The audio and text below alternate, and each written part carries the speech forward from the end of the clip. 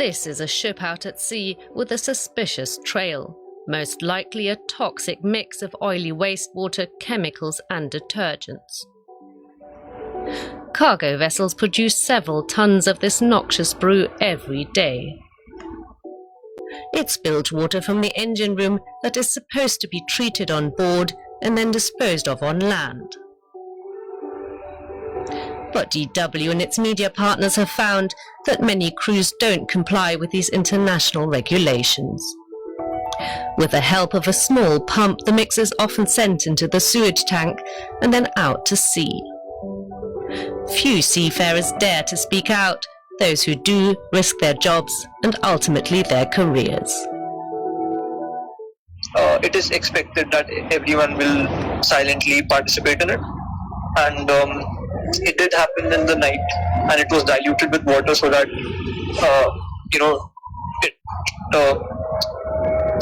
it becomes even easier to hide it. Bilge dumping is the shipping industry's dirty secret. The reasons are financial. Every delay in this tight margin business costs money.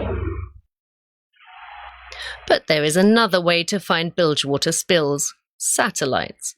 Trawling through images, environmental watchdog SkyTruth identified more than 1,500 potentially illegal dumps around the globe over the course of 18 months. It's Anna-Karina Zirpen's job to catch these offenders.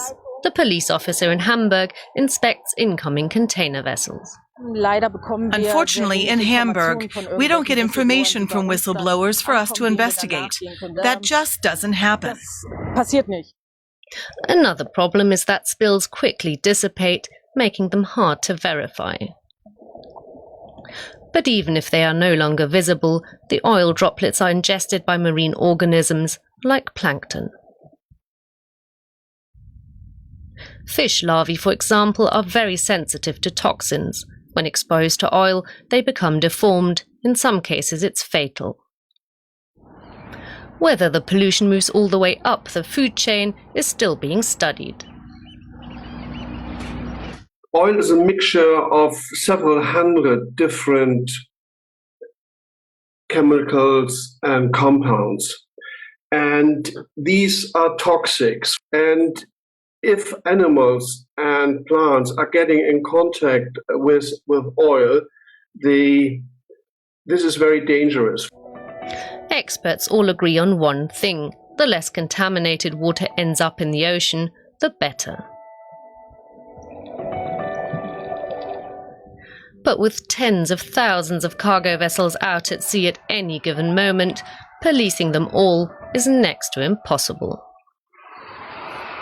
For more on this, I'm now joined by Max Bernhard. He is a journalist and a researcher and one of the lead authors of this investigation. Welcome to the studio, Max.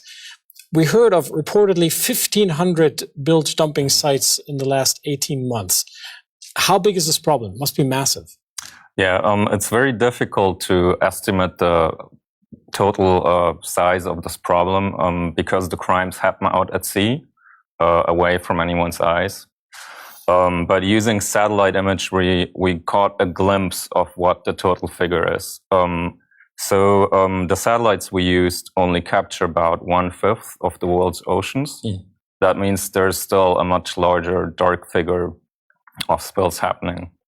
SkyTruth, the environmental NGO, estimates that the total amount globally could be as high as 5 times the Exxon Valdez oil spill, which was one of the worst environmental disasters to date. Max, tell us about the main obstacles you encountered during this investigation. It's what I just mentioned already. It happens out at sea, so it's very difficult to sort of get an inside look at what's happening aboard a ship. What we tried to do is find several whistleblowers, and one of the obstacles was also getting them to talk, because people who speak out are being blacklisted. They told us they're afraid of not being able to find work anymore, which is why none of them spoke to us with their name. We had to anonymize the accounts. Yeah. Max, as you mentioned, it doesn't take sophisticated technology to circumvent these environmental rules. And we also saw that in the report. It takes a pump and a couple of pipes, from what I understand. How are these rules being enforced in an industry that spans the globe and that has so many dark corners, as you mentioned?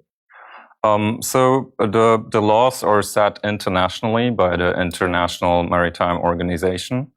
But what we found is that enforcement differs from country to country. So there are some countries that are quite good at enforcing and finding polluters. But there's also hotspots where enforcement doesn't happen almost at all. Authorities turn a blind eye, basically. Yeah. So, for example, Indonesia is one of those hotspots. And then it also differs what happens when a polluter is found. For example, in Europe, fines can often be quite low, sometimes as little as 15,000 euros. In the US, there's a whistleblower system, meaning that fines are often as high as the hundreds of millions. And whistleblowers get a portion of that fine as a reward. So they get their share. Briefly, if you could, are there efforts growing internationally to tackle this problem?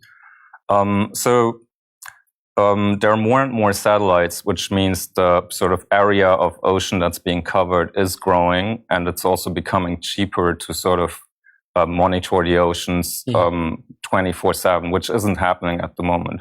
At the moment, satellites can capture an image maybe 2 to 3 times a day in the European Union, less so in other regions.